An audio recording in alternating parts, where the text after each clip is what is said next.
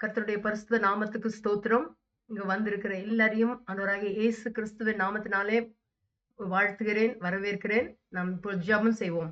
எங்களை அதிகமாய் நேசித்து வளர்த்த பரமபிதாவே, அப்பா இந்த அருமையான வேலைக்காய் நன்றியோடு உம்மை துதிக்கிறோம், ஸ்தோத்தரிக்கிறோம் கர்த்தாவே. அப்பா இதோ இந்த நேரத்திலும் இந்த கர்த்தாவே அப்பா இந்த 2வது அதிகாரத்தை கர்த்தாவே நாங்கள் படிக்க போகும்போது உம்முடைய பிரசன்னத்தினால் நிரப்புங்க. அப்பா வந்திருக்கிற எல்லாருக்கும் கர்த்தாவே அப்பா நல்ல கர்த்தாவே ஃபோக்கஸை கொடுத்து கர்த்தாவே நாங்கள் இன்னும் கற்றுக்கொள்ள எங்களுக்கு உதவி செய்யுங்க. உம்மை பற்றி கர்த்தாவே அப்பா நாங்கள் ஆராய்ந்து அறிந்து அதன்படி ஜீவிக்க உதவி செய்யும்.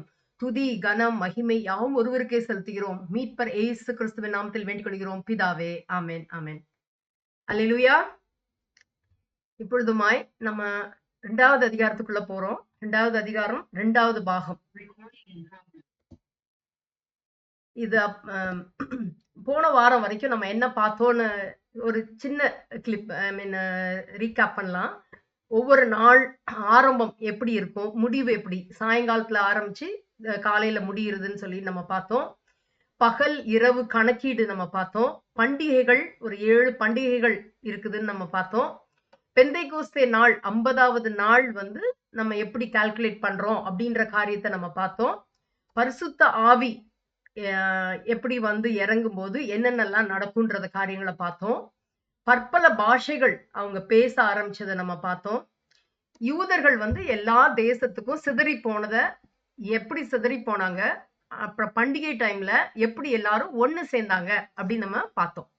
அதுல ஒரு காரியம் நான் சொல்ல விரும்புறேன். நான் இஸ்ரேல் வந்து எப்போ அவங்க அந்த நாடா உருவாச்சுன்றத வந்து நான் போன தடவை நான் விட்டேன். நான் 1948 மே 13ஆம் தேதி. இப்போ நம்ம இந்த வாரத்துக்குள்ள போவோம். 13ஆம் வசனம் நம்ம பார்த்தோம். மற்றவர்களோ இவர்கள் மதுபானத்தினால் நிறைந்திருக்கிறார்கள் என்று பரியாசம் பண்ணினார்கள் அப்படின்னு சொல்லி இருந்துச்சு. இப்போ மதுபானம் அப்படின்னு சொன்னா இந்த நீதிமொழிகள் 20:1 பார்க்கலாம். திராட்சை ரசம் பரியாசம் செய்யும், மதுபானம் அமளி பண்ணும், அதனால் மயங்குகிற ஒருவனும் ஞானவான் அல்ல அப்படின்னு எழுதியிருக்குது. அப்போ இவங்க எல்லாம் வந்து மதுபானம் குடிச்சவங்கன்னு சொல்லிட்டு அங்க இருக்கிறவங்க வந்து யோசிச்சாங்க. ஆனா வந்து ஆக்சுவலி அவங்க வந்து பரிசுத்த ஆவியினால நிறைந்திருக்காங்க அப்படின்றத நம்ம பார்க்கலாம். பரியாசம் பண்ணாங்க. ஒரு சிலவங்க வந்து என்ன இப்படி எல்லாம் இருக்குது, என்ன நடந்துச்சு, ஏன் இப்படி இருக்குது அப்படின்னு பார்த்தாங்க. இன்னொருத்தவங்க வந்து இது என்னது இது இப்படி குடிச்சிட்டு இருக்காங்களே அப்படின்னு சொல்லி அவங்க பார்த்தாங்க. ஈவன் நம்ம 1 சாமுவேல் 1:13, 14, 15 கூட பார்த்தோம்னா அந்த ஆசாரியனாகிய ஏலி வந்து அன்னாளை பார்த்து சொல்றாங்க, நீ எது வரைக்கும் வெறுத்திருப்பாய், உன் குடியை உன்னை விட்டு விலக்கு அப்படின்னு சொல்லிட்டு சொல்றத பாக்குறோம். என்னன்னா ஆக்சுவலா அதாவது பழைய காலத்திலேயே வந்து லேவிராகமம் 10:9 ஒரு கட்டளை இருக்குது. அதாவது ஆண்டவருடைய சமூகத்துக்கு, அதாவது அந்த கூடாரத்துக்குள்ள பிரவேசிக்கும் போது அவங்க சாகாம இருக்கணும்னு சொன்னா திராட்சை ரசத்தையும் மதுவையும் குடிக்க கூடாது, குடிக்க வேண்டாம் அப்படின்னே இருக்குது. அப்போ இதுல பார்க்க போனா இஸ்ரவேலர்கள் வந்து அந்த உணவு முறையை பார்க்கும் போதே நம்மளுக்கு வந்து புரியும். காலையில தான் அவங்க அப்பா சாப்பிடுவாங்க, நைட்ல தான் வந்து அவங்க வந்து திராட்சை ரசம் குடிக்கிறது. அப்ப இது வந்து காலையில 3ஆம் மணி அப்படின்னு சொல்றோம். இப்போ 3ஆம் மணினா உங்களுக்கு நிச்சயமா எல்லாருக்கும் தெரியும் நினைக்கிறேன். +6 அப்படின்னா காலையில 9 மணி, அதாவது காலை பலி செலுத்துற நேரம். அப்ப இந்த யாத்திராகமம் 16:12 இதை பாக்குறோம் நம்ம. இது அப்பதான் அவங்க வந்து புசிப்பாங்க, காலையில வந்து இறைச்சி புசிக்க மாட்டாங்க அப்படின்னு. ரூத் 2:14 கூட இதை வந்து நம்ம பார்க்கலாம். இங்கே அதாவது சாப்பாட்டு வேளையில் அவளை பார்த்து, நீ இங்கே வந்து இந்த அப்பத்திலே புசித்து காடியிலே உன் துணிக்கையை தோய்த்துக்கொள் அப்படின்னு பார்க்கலாம். இப்ப இதுல இருந்து என்ன சொல்ல வரோம்னா, பேசிக்கலி காலையில வந்து அவங்க வந்து திராட்சை ரசம் குடிக்க மாட்டாங்க. இப்ப ரூத் 3:7 பார்க்கும்போது போவாஸ் வந்து புசித்து குடித்து மகிழ்ச்சியா இருந்து ஒரு அம்பாரத்து அடியிலே வந்து படுத்துக்கொண்டான். அதாவது 2 சாமுவேல் 6:19 பார்க்கிறோம். ஒரு துண்டு இறைச்சியையும் ஒரு திராட்சை ரசம் அடைச்சியையும் அப்படின்னு சொல்லி பாக்குறோம். அப்ப சாயங்காலத்துலதான் வந்து அவங்க வந்து திராட்சை ரசம் குடிக்கிற பழக்கம். அப்போ இவங்க வந்து மதுபானத்தின் ஆதிக்கத்துல இல்ல, தேவ ஆவியானவரின் ஆதிக்கத்துல இருந்தாங்க. 14-15 வசனத்தை பார்க்கும்போது, அப்பொழுது பேதுரு 11 கூட நின்று அவர்களை நோக்கி உரத்த சத்தமாய், யூதர்களே, எருசலேமில் வாசம் பண்ணுகிற ஜனங்களே, நீங்கள் எல்லாரும் அறிந்து கொள்வீர்களாக, என் வார்த்தைகளுக்கு செவி கொடுங்கள். நீங்கள் நினைக்கிறபடி இவர்கள் வெறி கொண்டவர்கள் அல்ல. பொழுது விடிந்து 3ஆம் மணி வேலையாயிருக்கிறது அப்படின்னு சொல்றாரு. இப்ப பார்க்கும்போது இந்த பேதுரு தான் ஓடி ஒளிஞ்ச பேதுரு, மறுதலிச்ச பேதுரு, ஒரு அதாவது எல்லாரையும் ஃபேஸ் பண்ணக்கூடிய ஒரு இதுல இல்லாத ஒரு ஐ மீன் அவருக்கு அந்த தைரியம் இல்லாத இந்த பேதுரு ஆவியானவர் இறங்கும்போது எழும்பி நிக்கிறாரு. அப்போ ஒவ்வொருவர் மேலும் பரிசுத்த ஆவியானவர் இறங்கும் போது நம்ம யாரா வேணா இருக்கலாம். ஆண்டவர் வந்து ஒருவனை அல்லவா படைத்தார். அந்த ஒருவனை தான் ஆண்டவர் வந்து அபிஷேகிக்கிறார். எத்தனை ஆபிரகாமை ஒருவனாய் படைத்தார் அப்படின்னு சொல்லிட்டு ஒவ்வொருத்தரையும் நம்ம பாக்குறோம். நம்மளையும் விசேஷித்தவர்களாய் அவர் வந்து படைச்சு வச்சிருக்காரு. நம்ம எதுலயும் அது சின்ன பிள்ளைங்களாகட்டும் பெரியவங்களாகட்டும் அதுல வந்து எஸ்கேப் பண்றதுக்கு வழியே இல்லை. ஒவ்வொருவரையும் ஆண்டவர் படைச்சு நம்மள அபிஷேகிச்சிருக்காரு. அப்ப அபிஷேகிக்கும் போது அப்பதான் அந்த தைரியம் வருது. இது வந்து ஒரு ஒரு என்ன சொல்லுவாருன்னா ஆக்சுவலி அவர் வந்து ஒரு சிப்ப கொண்டு இங்க கொண்டு வந்து வச்சிட்ட மாதிரி பேதுரு அப்படியே தைரியத்துல எழும்பி நின்னு அவ்வளவு காரியங்களையும் அழகா வெளிப்படுத்தி காமிக்கிறார். அந்த 3ஆம் மணி வேலைன்ற போது காலையில பலி செலுத்துகிற நேரம் 9ஆம் மணி, அதாவது காலையில 9 மணி 3ஆம் மணி வேலைன்னு சொல்லிட்டு எழும்பி நின்னு அங்க பார்த்தா அங்க உள்ள எல்லாருக்கு முன்னாடி வந்து அழகா அவர் வந்து நிக்கிறாரு. ஒருத்தருக்கு பயமே இல்ல. அந்த 11 கூட சேர்ந்து நிக்கிறாரு தைரியமா நின்னுட்டு. இங்கதான் நம்ம பாக்குறோம் ஆண்டவர் வந்து எவ்வளவு அழகா பேதுருவை யூஸ் பண்றாங்க. ஒரு மீனவர், அப்ப அந்த மீனவர் நம்ம இமேஜின் பண்ணி பார்த்தோம்னா அவருக்கு வந்து கூட்டத்தை வந்து பார்த்து பேசியிருக்க மாட்டாங்க. ஒருவேளை அந்த வலைகள் மீன் கிழியத்தக்கதா அந்த இது மீன் நிறைய இருந்துச்சுன்னா அடுத்த போட்டுக்காரங்க சைகை காமிச்சு கூப்பிட்டு இருப்பாங்க. அந்த மாதிரிதான் பேசியிருப்பாங்க. ஒரு கூட்டத்தை பார்த்து பிரசங்கம் பண்ற அளவுக்கு அவருக்கு வந்து அறிவு கிடையாது, படிப்பறிவு கிடையாது. ஆனா ஆண்டவர் அழகா அவரை யூஸ் பண்றத பார்க்கலாம். அடுத்த வசனம் அவர் என்னெல்லாம் சொல்றாருன்னு பார்த்தா ரொம்ப ஆச்சரியமா இருக்குது. எப்படி அவருக்கு வந்து யாரோ வந்து கம்ப்ளீட்டா மைண்ட மாத்துற மாதிரி அவ்வளவு பெரிய ஆச்சரியமான காரியங்களை வந்து பேதுரு வாயினால நம்ம கேட்கலாம். சொல்றாரு 16ல தீர்க்கதரிசியாக யோவேலை பத்தி பேசுறாரு. கடைசி நாட்களில் நான் மாம்சமான யாவர் மேலும் என் ஆவியை ஊற்றுவேன். அப்பொழுது உங்கள் குமாரரும் குமார்த்திகளும் தீர்க்க தரிசனம் சொல்லுவார்கள். வாலிபர் தரிசனங்களை அடைவார்கள். உங்கள் மூப்பர் சொப்பனங்களை அடைவார்கள் காண்பார்கள் அப்படின்னு சொல்லிட்டு இந்த காரியத்தை எல்லாம் அவர் வந்து விளக்கி காமிக்கிறாரு. எங்க இருந்து அவருக்கு இவ்வளவு நாலேஜ் வந்துச்சு? ரொம்ப ஆச்சரியமா இருக்குது. அவர் என்ன சொல்றாரு, அது வந்து கம்பேர் பண்ணும்போது எப்படி நினைவு கூறாரு பாருங்க. அதற்கு பின்பு அப்படின்னு சொல்லும்போது இந்த யோவேல் 2:28 வந்து தீர்க்க தரிசனமா முன் அறிவிச்சது. பேதுரு பிரசங்கத்துல வந்து பார்க்கும்போது இது கடைசி நாட்கள்ல இது நடக்குது. 2:17 பார்க்கும்போது ஆவியை ஊற்றுவேன் அப்படின்னு சொல்லிட்டு யோவேல் தீர்க்க தரிசனம் இருந்துச்சு. இப்போ அந்த ஆவி ஊற்றப்படுகிறத அவங்க உணர்ந்தாங்க. குமாரரும் குமார்த்திகளும் தீர்க்க தரிசனம் சொல்லுவார்கள். இங்க என்ன பாக்குறோம்? சீஷர்கள் எல்லாம் அந்நிய பாஷையில பேசினாங்க. இப்போ இந்த பிரசங்கத்துல பார்க்கும்போது அது நிறைவேறுகிறது. அந்த தீர்க்க தரிசனம் எல்லாம் நிறைவேறின காரியத்தை இவர் வந்து எடுத்து சொல்றாரு. கர்த்தருடைய நாமம் எங்கும் தொழுது கொள்ளப்படும் சொல்லிட்டு அந்த யோவேல் பாக்குறோம். நம்ம இங்க 3000 பேரு அதை கேட்டு ரட்சிக்கப்பட்டாங்க. இப்ப தேவனுடைய வாக்குத்தத்தம் ஒருபோதும் பொய்யுரையாத தேவன் அவருடைய வாக்குத்தத்தம் கட்டாயம் அது உண்மையானது. அது எப்பொழுதும் நம்மளுக்கு வந்து நம்மளுடைய வாழ்க்கையில அந்தந்த காலத்துல நமக்கு வந்து அது வாய்க்கும். இந்த யோவேல் தீர்க்கதரிசி மூலம் உரைக்கப்பட்டது கடைசி நாள்கள் ஆவியானோர் ஊற்றப்படுது. யார் மேல? எல்லார் மேலயும். ஒருத்தர் 2 பேரும் கிடையாது. பழைய ஏற்பாட்டுல அப்பப்பைக்கு வந்து மோசே மேல இறங்குனாங்க, நியாயாதிபதிகள் மேல இறங்குனாங்க. இறங்கி அந்த காரியங்கள் முடிஞ்ச போது போயிடுவாங்க. ஆனா நியாயாதிபதிகள் காலத்துல அவங்க முறுக்கும் போது ஆண்டவர் போயிடுவார். பரிசுத்த தேவ ஆவியானவர் போயிடுவாங்க. திருப்பி வந்து அவங்க வந்து மனம் கசந்து திரும்பி வந்து ஆண்டவரே எங்களை மன்னிங்கன்னு சொல்லும்போது திருப்பி அவர்கள் மேல இறங்குவாங்கன்றத நம்ம பாக்குறோம். இங்க வந்து மாம்சமான யார் மேலும் அவர் ஆவியை ஊற்றுகிறார்.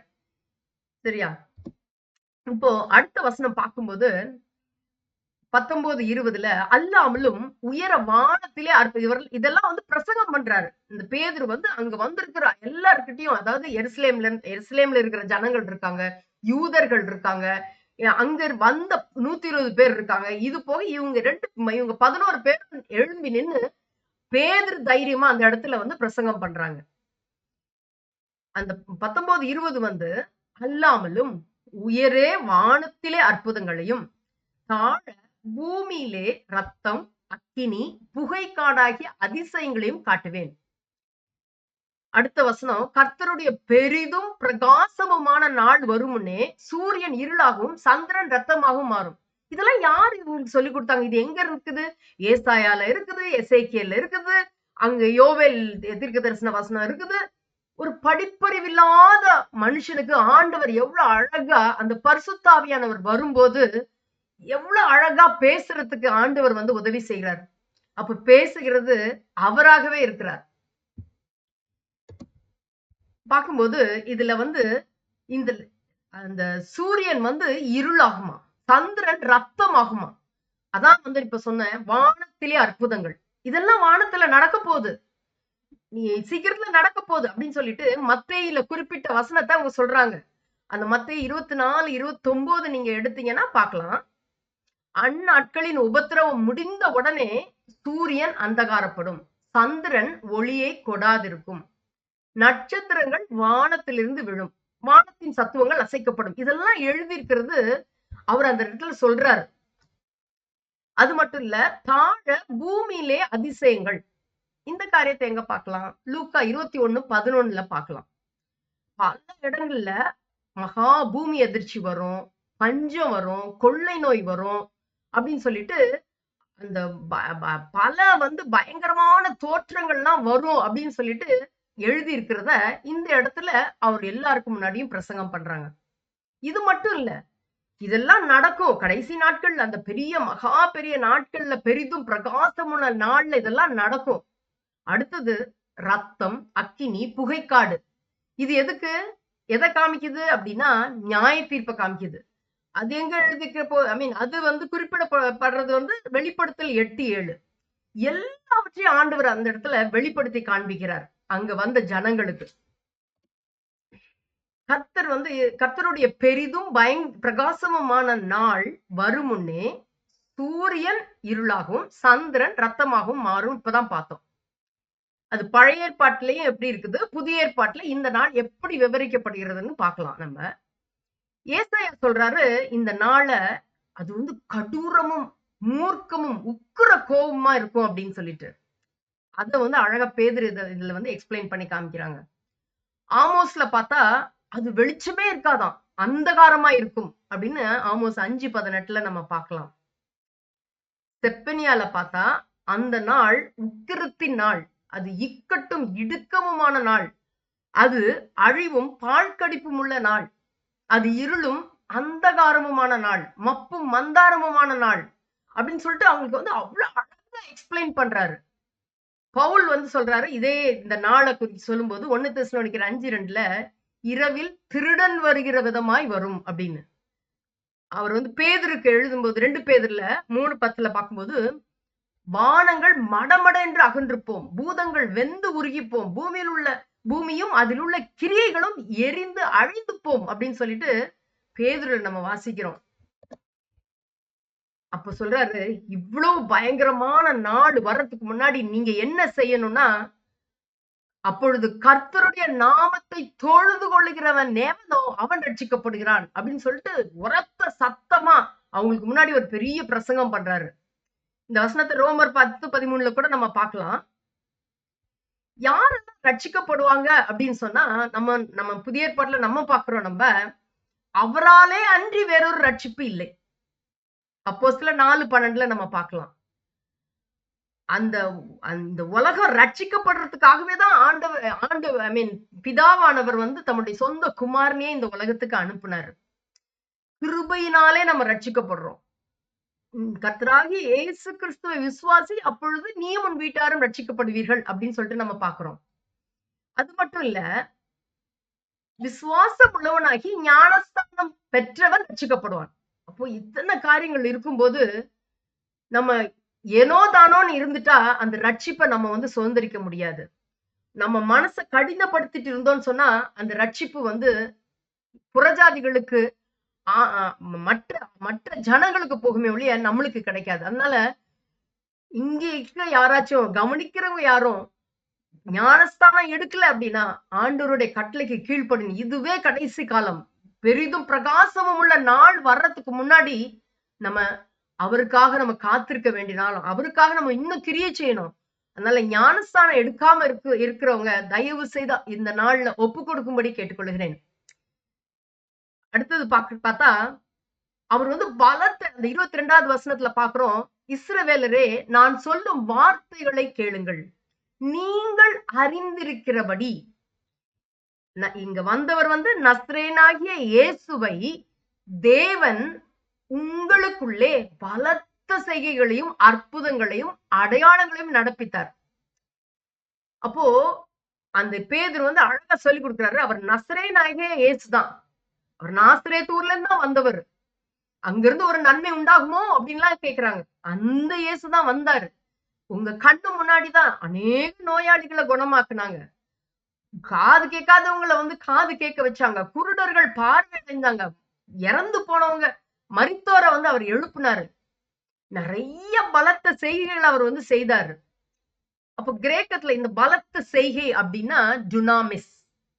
எப்படி அவர் வந்து பாருங்க, அந்த இந்த பிக்சர்ல பார்க்கும்போது காற்றையும் கடலையும் அமர்த்துறாது, இறையாதே அப்படின்னு சொல்லிட்டு அவ்வளவு பெரிய பலத்த செய்கள், காற்றும் கடலும் அவருக்கு வந்து அடங்குது, அற்புதம் செய்யறாரு. இந்த கிரேக்க வார்த்தை வந்து டெராஸ்.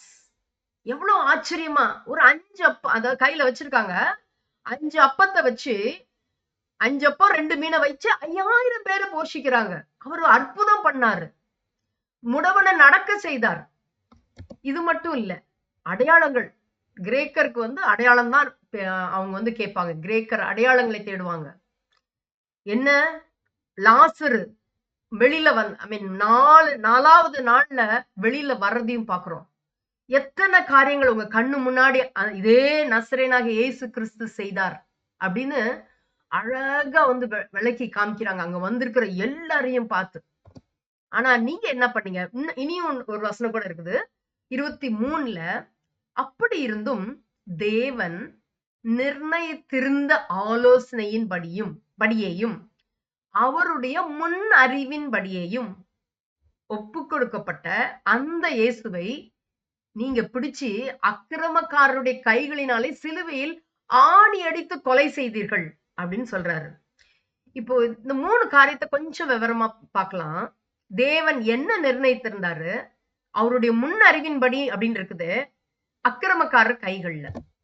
இது பார்த்தா அவர் உலக தோற்றத்துக்கு முன்னே வந்து இயேசு வந்து இந்த பூமியில வருவாரு, மனுஷனா வருவாரு, வந்து இத்தனை வருஷங்கள் இந்த உலகத்துல இருப்பாங்க, எப்போ வந்து அவர் வந்து சிலுவையில அடிக்கப்படுவார், பாடுபடுவார், ரத்தம் சிந்துவார், எதுக்காக அப்படின்னு சொல்லிட்டு இதெல்லாம் வந்து 1 பேதுரு 1:20 பார்த்தா அந்த வசனம் கிளியரா இருக்கும். அவர் உலக தோற்றத்திற்கு முன்னே குறிக்கப்பட்டவராய் இருந்து தமது மூலமாய் தேவன் மேல் விசுவாசமா இருக்கிற உங்களுக்காக இந்த கடைசி காலங்களில் வெளிப்பட்டார். அப்போ இது தேவன் வந்து தன்னுடைய ஆதீனத்துல நிர்ணயித்திருந்த ஒரு ஆலோசனை, அவருடைய முன் அறிவின்படி. இது வந்து ஏசாயா 46:10 பார்க்கலாம். பூர்வ காலம் முதற்கொண்டு நான் அறிவிக்கிறேன்னு சொல்றாரு, என் ஆலோசனை நிலை நிற்கும், எனக்கு சித்தமானவைகளை எல்லாம் செய்வேன் அப்படின்னு அந்த வார்த்தை சொல்லுது.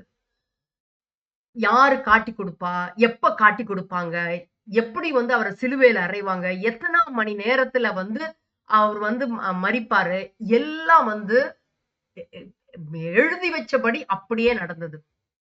அடுத்தது, அக்கிரமக்காரர்களுடைய கைகளினாலே அவங்க அந்த தன்னுடைய பாவத்தினால பரபாச விடுதலை செய்யுங்கள், இயேசுவை வந்து சிலுவையில் அறையும் அப்படின்னு சொல்லிட்டு அவங்க சொன்னாங்க. ஆனா இதெல்லாம் வந்து தேவனாகிய கர்த்தர் வந்து முன்குறித்த காரியங்கள்.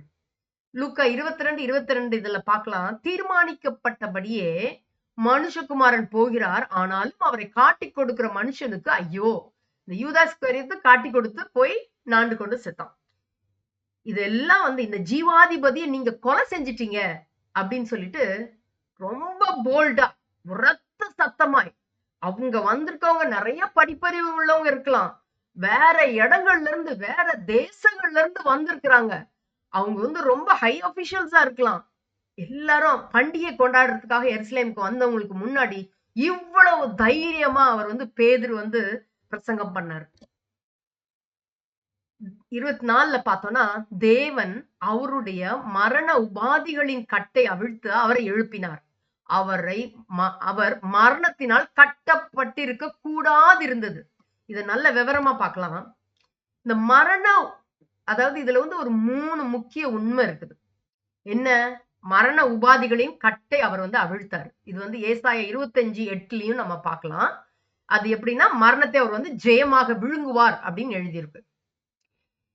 கர்த்தராகிய தேவன் எல்லா முகங்களிலிருந்தும் கண்ணீரை துடைத்து அப்படின்னு சொல்லிட்டு பார்க்கலாம். 2வது, அவரை எழுப்பினார். ரோமர் 8:11 பார்க்கும்போது, இயேசுவை மரித்தோரிலிருந்து எழுப்புறவருடைய ஆவி உங்களில் வாசமா இருந்தால் அவரை எழுப்புறார். அந்த ரோமர் 8:11 வாசிக்கலாம். அன்றியும் இயேசுவை மரித்தோரிலிருந்து எழுப்பினவருடைய ஆவி உங்களில் வாசமாயிருந்தால், கிறிஸ்துவை மரித்தோரிலிருந்து எழுப்பினவர் உங்களில் வாசமாயிருக்கிற தம்முடைய ஆவியினாலே சாவுக்கேதுவான உங்கள் சரீரங்களையும் உயிர்ப்பிப்பார். சரியா? அப்போ 2 காரியம் பார்த்தோம். அவருடைய உயிர்த்தெழுதல்ல அவர் வந்து மரணத்தை ஜெயமா விழுங்கினாரு. மரித்தோரிலிருந்து எழுப்பினுடைய ஆவி நமக்குள்ள வாசமா இருக்குதுன்றதையும் காமிக்கிறாங்க. அவர் மரணத்தினால் கட்டப்பட்டிருக்க கூடாது. இப்ப தாவீது எடுத்துக்கிட்டா, தாவீது வந்து மரணத்துல இருந்தாரு. மரணத்துல இருந்து அந்த மரண சரீரமா தான் இருந்துச்சு. ஆனா இயேசு கிறிஸ்து மரணம் வந்து அவரை வந்து, அதாவது இந்த பூமி கடியில அவர் வந்து நரகத்துக்கோ இல்லைன்னா பாதாளத்துக்கோ இல்லைன்னா பரதீசுக்கோ போற மாதிரி இல்ல. அவர் வந்து உயிர்த்து எழுந்தார். மரணம் அவரை கட்டி வைக்க முடியல. அதுதான் நம்ம பாக்குறோம். அதனாலதான் இயேசு கிறிஸ்து சொல்றாரு, நானே உயிர்த்தெழுதலும் ஜீவனுமா இருக்கிறேன் அப்படின்னு சொல்லிட்டு.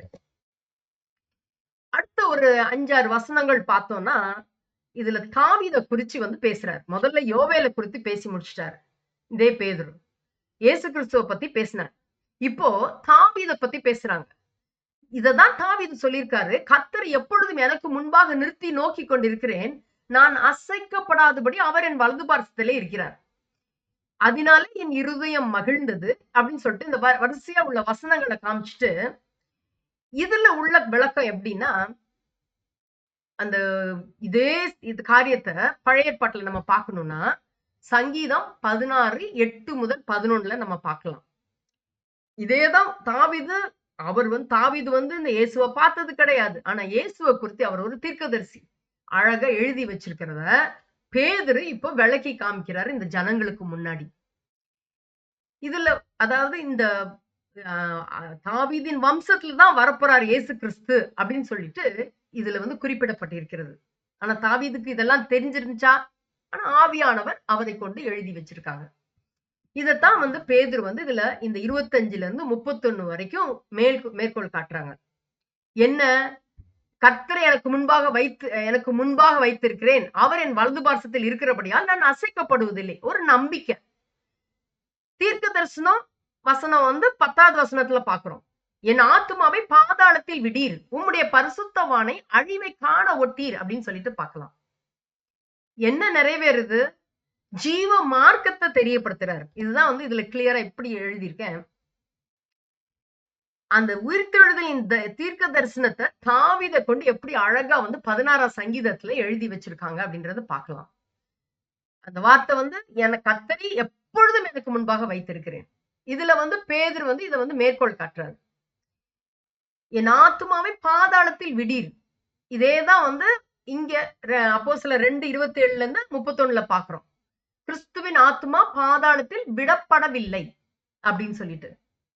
ஆனா தாவீதின் ஆத்துமா வந்து மரித்தோர் இடத்திற்கு சென்றது. ஆனா இயேசு கிறிஸ்துவின் ஆத்துமா வந்து அங்க போகல. வசனம் 10 பார்க்கும்போது, உம்முடைய பரிசுத்தவானை அழிவை காண ஒட்டீர். ஆனா 31ல என்ன பாக்குறோம்? கிறிஸ்துவின் மாம்சம், அதாவது அவருடைய உடல் வந்து அழுகியே போகல. ஏன்னா அது வந்து தீர்க்க தரிசனம். தாவீது மரித்து அடக்கப்பட்டா அவர் உடல் அழுகி போச்சு. ஜீவ மார்க்கத்தை எனக்கு தெரியப்படுத்துவீர் அப்படின்னு. இங்க வந்து இந்த 28ஆம் வசனத்துல பார்த்தா, அவருடைய உயிர்த்தெழுதலின் மூலம் இயேசு வந்து இந்த மரணத்தை வென்றார். தாவீது வந்து இன்னும் கல்லறையில தான் இருக்காரு. ஏன்னா அவருடைய சுதந்திர வீதத்துக்கு அவர் எழும்புவதற்காக இப்பயும் வந்து அவர் வந்து கல்லறையில தான் இருக்காங்க.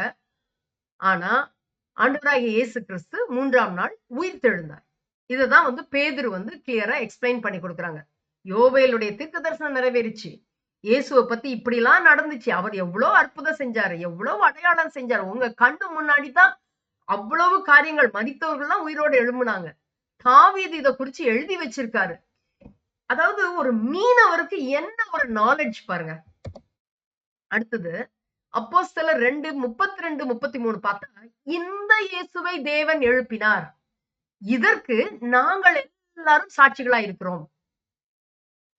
அவர் தேவனுடைய வலது கரத்தினாலே உயர்த்தப்பட்டு பிதா அருளிய வாக்கு தத்தத்தின்படி பரிசுத்த ஆவியை பெற்று நீங்கள் இப்பொழுது காண்கிறதும் கேட்கிறதுமாகிய இந்த பரிசுத்த ஆவி வந்தது. இவங்க எல்லாரும் பாக்குறாங்க, கண்ணால பாக்குறாங்க. அங்க இருக்கிறவங்க எல்லாரும் பல பல பாஷைகளை பேசுறாங்க.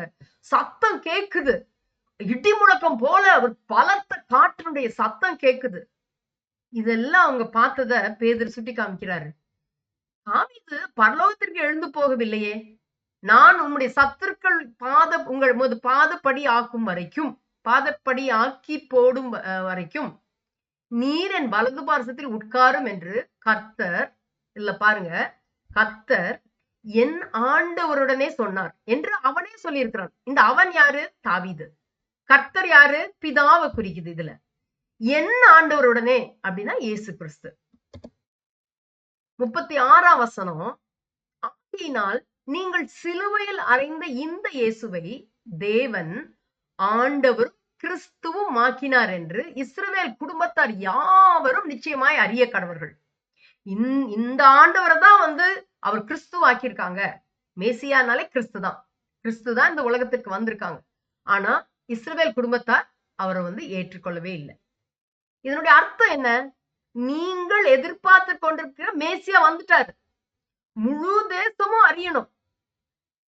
ஏதோ அதாவது ஒரு கதை கிடையாது. கண்ணியின் வயிற்றுல வருவாரு இதுன்னு சொல்லிட்டு நம்ம வந்து ஒரு கதையா கேட்கல. இதுக்கெல்லாம் ஆதாரம் இருக்குது. இயேசு உயிர்த்தெழுந்தாரு. நம்ம கண்ணுக்கு முன்னாடி பரிசுத்த ஆவி. இப்ப நீங்க எல்லாம் பாத்தீங்களே இந்த மேல் வீட்டர்ல, நீங்க நினைச்சுக்கிட்டீங்க இவங்க எல்லாம் வந்து குடிவெறினால இல்லைன்னா வேற ஏதோ ஒரு நாள் அப்படின்னு சொல்லிட்டு நீங்க பரியாசம் எல்லாம் பண்றீங்க. ஆனா உங்க கண்ணு முன்னாடி பரிசுத்தாவியினுடைய அடையாளத்தை நீங்க பாக்குறீங்களே அப்படின்னு அவ்வளவு போல்டா வந்து பிரசங்கம் பண்றாங்க. இப்பதான் ஆண்டவர் வந்து கிரியை செய்ய ஆரம்பிக்கிறார். அங்க இருக்கவங்க எல்லாம் வந்து ஷோ இப்படி பண்ணிட்டோமே, நம்ம இந்த ஜீவாதிபதியை தான் நம்ம கொலை பண்ணிட்டோம் அப்படின்னு அவங்க இருதயத்துல குத்தப்பட்டாங்க. உடனே வந்து அவங்க உள்ளவங்க எல்லாரும் வந்து கேக்குறாங்க, நாங்க என்ன செய்யணும்? அங்க இருக்கிற 11 அப்போஸ்தலர்களையும் பார்த்து நாங்க வந்து இப்படி நாங்க செஞ்சிட்டோமே, எங்க மேல தப்பு ஆயிடுச்சு, நாங்க என்ன செய்யணும் அப்படின்னப்போ பேதுரு சொல்றாரு, நீங்க வந்து ஒன்னும் செய்யறதுக்கு இல்ல, நீங்க மனம் திரும்பணும். பாவ மன்னிப்புக்கென்று இயேசு கிறிஸ்துவின் நாமத்தினாலே ஞானஸ்தானம் பெற்றுக் கொள்ளுங்கள். அப்பொழுது நீங்களும் இந்த பரிசுத்த ஆவியின் வரத்தை பெறுவீங்க அப்படின்னு ரொம்ப கிளியரா சொல்லி கொடுக்கிறாரு. வாக்குத்தத்தம் வந்து ஒரு ஜாதிக்கு மட்டும் இல்ல, உங்களுக்கும் உங்கள் பிள்ளைகளுக்கும் நம்முடைய தேவனாகிய கர்த்தர் வரவழைக்கும் தூரத்தில் உள்ள எல்லாருக்கும் எழுதி வச்சிருக்காரு. அப்போ நீங்க செய்ய வேண்டியது எல்லாம் ஒண்ணுதான், மனம் திரும்பணும். மனம் திரும்பி பாவ மன்னிப்புக்குன்னு சொல்லி இயேசு கிறிஸ்துவின் நாமத்தினாலே ஞானஸ்தானம் பெற்றுக்கொள்ளுங்கள் அப்படின்னு சொல்றாங்க. இன்னும் வந்து பல காரியங்களை அவர் வந்து விளக்கி கூறுறாரு. இப்ப விளக்கி கூறுறாருன்னு சொன்னா, இந்த அவருடைய பிரசங்கத்தை எல்லாம் பார்க்கும்போது நிறைய காரியங்கள் வந்து ஆண்டவராக இயேசு கிறிஸ்துவோடயே நடந்ததுனால அவர் செய்த அற்புதங்கள், அடையாளங்கள், அங்க போனப்பெல்லாம் வந்து எவ்வளவு பேர் சுகமானாங்க, குஷ்டரோகி சுகமானாங்க அப்படின்னு சொல்லிட்டு பல காரியங்களை வந்து அவங்க வந்து எக்ஸ்பிளைன் பண்ணி கொடுத்தாரு. இன்னும் அநேக வார்த்தையினால அவர் சாட்சி கூறுறாரு, இவர்தான் மேசியா, இவர்தான் வரப்போகிற மேசியா, இன்னொருத்தர் இல்ல அப்படின்னு சொல்லிட்டு ரொம்ப கிளியரா சொல்லி அவர் சொல்றாரு, உங்களை இதனால நீங்க ரட்சித்துக் கொள்ளுங்க அப்படின்னு சொல்லிட்டு பிரசங்கம் பண்றாரு. 2:37 பாக்குறோம், அவங்களோட நிலைமை வந்து அவங்க உணர்ந்துட்டாங்க. அவங்க இருதயத்துல வந்து குத்தப்படுறாங்க. நாங்க என்ன செய்யணும் அப்படின்னு ஒரு தாகம். நீங்க அப்ப பேதுரு சொல்றாரு, பழைய வாழ்க்கைய விட்டு விலகிருங்க. ஒண்ணும் பிரச்சனை இல்ல. நேத்து வரைக்கும் பாவம் செஞ்சுட்டீங்களா? இன்னைக்கு இப்போ இதுவே ரட்சணிய நாள். இதுவே அனுக்கிரக நாள். அப்படின்னு சொல்லிட்டு, நீங்க இப்ப மனம் திரும்புங்க. இயேசுவின் நாமத்தினால நீங்க கீழ்ப்படிஞ்சு ஞானஸ்தானம் எடுங்க. கீழ்ப்படிதல். வேதம் முழுவதும் வந்து அந்த கீழ்ப்படிதல்ல தான் ஆசீர்வாதம் இருக்குது. எனக்கு அப்படியா இருக்கும், இப்படியா இருக்கும், எனக்கு அந்த பிரச்சனை வரும், இந்த பிரச்சனை வரும் அப்படின்னு எதையாவது நம்ம தள்ளி போட்டோம்னா, இப்ப பாருங்க, இப்ப கூட நம்ம வந்து கேட்டோம். அந்த சைரன் அடிக்கிறது. அந்த குட்டு நம்ம மேல விழுந்தா, நம்ம கேட்டுட்டோம். ஞானஸ்தானம் எடுக்கணும்னு கேட்டுட்டோம்.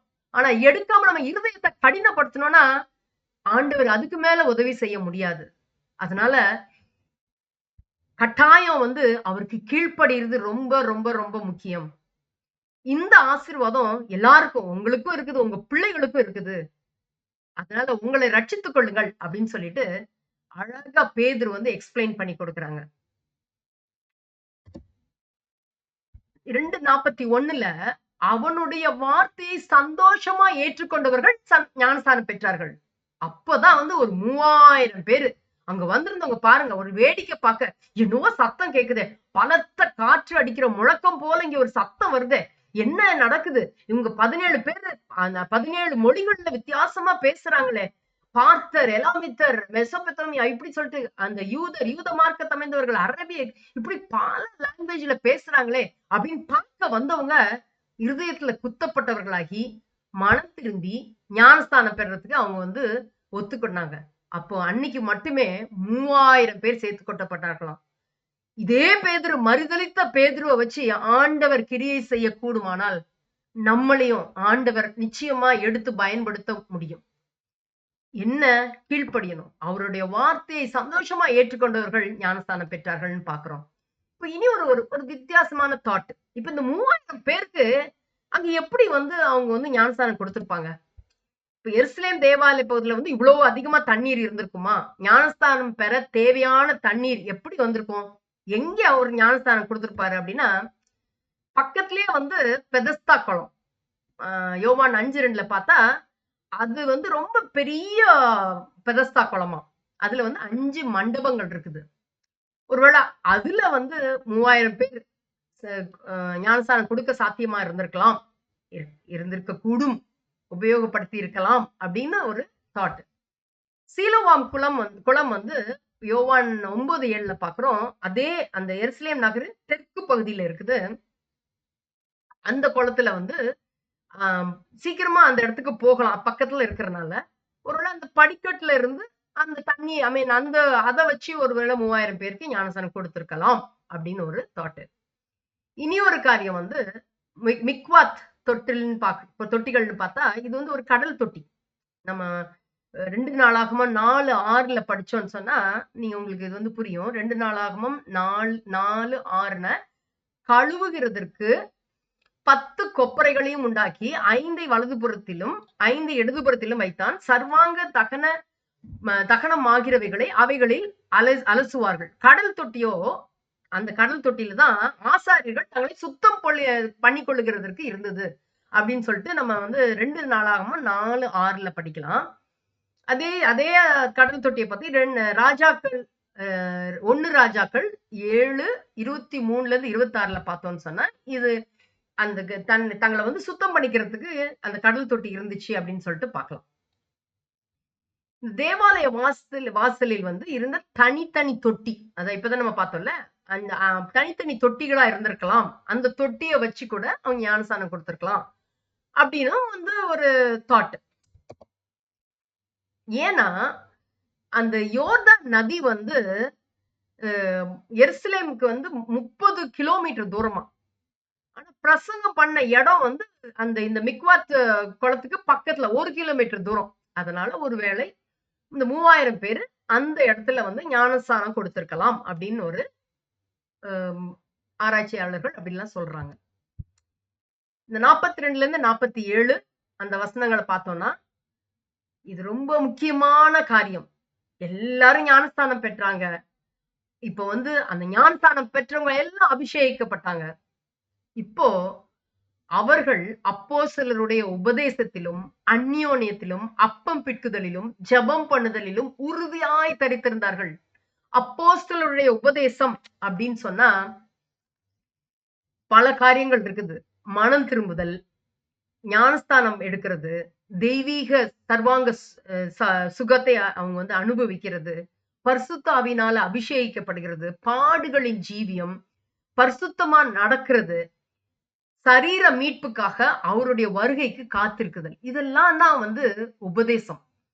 நம்ம எப்பயுமே வந்து உபதேசம் வந்து நம்ம எங்க போனாலும் உபதேசம் whether it is God centre, அதாவது தேவனை பத்தி இருக்குதா இல்ல உபதேசம் வந்து மனுஷனை பிரியப்படுத்துகிறதுக்காய் வருதான்றது நம்ம வந்து ரொம்ப எப்பயுமே நம்ம வந்து பார்க்கணும். அடுத்தது அந்யோன்யத்துல இருந்தாங்களாம். இந்த அந்யோன்யம் அப்படின்றது வந்து கிரேக்க வார்த்தையில வந்து கொய்னோனியா அப்படின்னு சொல்றாங்க. இந்த கொய்னோனியான்றது வந்து ஷேரிங், அதாவது அடுத்தவங்களுக்குள்ள வந்து பங்கிட்டு கொள்ளுகிறதாம். அவங்களுடைய தேவைகளுக்காக ஒருத்தருக்கு ஒருத்தர் உதவி செய்யறது அந்யோன்யம். அப்படி வந்து ஒரு ஃபெலோஷிப் இருக்கு. அததான் நம்ம பார்க்கலாம். அடுத்தது வந்து அந்த அந்யோன்யத்துல வந்து இனி ஒரு பிலேமோன் 1:6லயும் இந்த வசனத்தை பார்க்கலாம். நீங்க எழுதி வச்சுட்டு பின்னாடி போய் நீங்க பாத்தீங்கன்னாலும் ஓகே தான். கலாத்தியர் 2:9 பிலேமோன் 1:6, கலாத்தியர் 2:9 பாக்குறோம். அவங்க வந்து அந்த அந்யோன்யம் சொல்லும்போது அடுத்தவங்க வந்து ஒரு கஷ்டத்துல இருக்கும்போது அவங்களை தூக்கி விடுறதுக்கு அந்த வலது கையை கொடுத்து தூக்கி விடுறாங்க. அப்ப ஆண்டவருக்காக பயன்படுத்தப்படணும். அப்பதான் வந்து அந்த ஒரு ஃபெலோஷிப் கிறிஸ்துவுக்காக வந்து இப்ப ஒருத்தவங்க வந்து அடுத்த காரியம் பார்க்கும்போது அந்த அந்யோன்யம் அப்படின்னா இந்த நமக்கு எல்லாரும் ஒன்னா சேர்ந்து கம்யூனியன் எடுத்து ஒரே குடும்பத்தாரா இருக்கிறோம். அவருடைய ரத்தத்தால கழுவப்பட்டு நம்ம எல்லாரும் ஒரே குடும்பம். ஒருத்தவங்க ஒரு டேலண்டோட மேல வரும்போது அவங்களை என்கரேஜ் பண்ணி மேல கொண்டு போறது. இல்ல எனக்கு மேல அவங்க வந்துடக்கூடாது, அப்ப என்னுடைய பதவி போயிருமே அப்படி நினைக்கிறது இல்ல. அந்யோன்யம் சொன்னா encouraging the growth of others, அதாவது அடுத்தவங்களுடைய வளர்ச்சியில நம்ம வந்து சந்தோஷப்படணுமா, பொறாமை இல்லாம. அதாவது அப்போஸ்தலர் 3:7 நம்ம பார்க்கலாம். அப்பம் பிட்குதல் 3வது காரியம் பார்க்கும்போது அப்பம் பிட்குதல். இந்த அப்பம் பிட்குதல்ன்றது வந்து திருவிருந்து தான் குறிக்குது. அந்த திருவிருந்த வந்து அந்த ஸ்தோத்திரம் பண்ணி அப்படின்னும் போதுதான் அந்த இடத்துல வந்து ஒரு ஆசீர்வாதம் இறங்குறத நம்ம பார்க்கிறோம். சும்மா ஏனோ தானோ நம்ம எடுக்க கூடாது. அந்த அப்பம் பிட்டுதல் வந்து ரொம்ப பயபக்தியோட நம்ம செய்யணும். அவங்க எல்லாம் வந்து அனுதினமும் எவ்ரிடே வந்து அவங்க வந்து அந்த அப்பம் பிட்கிறதுல வந்து மகிழ்ச்சியா இருந்தாங்க. ஆண்டவர் நம்மளுக்கு ஒரு பெரிய ஆசீர்வாதத்தை கொடுத்திருக்காரு. இந்த மாதிரி அப்பம் பிட்டு நம்ம எல்லாரும் வந்து ஒரு மனமா இருக்கிறதுக்கு. ஜெபம் பண்ணுதல்ல உறுதியாய் தரித்திருந்தார்கள் அப்படின்னு பார்க்கணும். அப்ப எல்லாருக்கும் பயம் உண்டாச்சாம். அப்போஸ்தலர்கள் இங்க வந்திருக்கிற அப்போஸ்தலர்களாலே அநேக அற்புதங்களும் அடையாளங்களும் செய்யப்பட்டுச்சு. அங்க அப்ப இந்த இந்த காரியங்கள் எல்லாம் நடந்த போது ஞானஸ்தானம் எடுத்தாங்க, பரிசுத்தாவின் அபிஷேகத்தை பெற்றாங்க, உபதேசத்துல எப்பயும் இருந்தாங்க, அந்யோன்யத்துல இருக்கும்போது எல்லாத்தையும் அவங்க வந்து பொதுவாய் அனுபவித்தார்களாம். இது என்னோடது, இது உன்னோடது அப்படிலாம் இல்ல.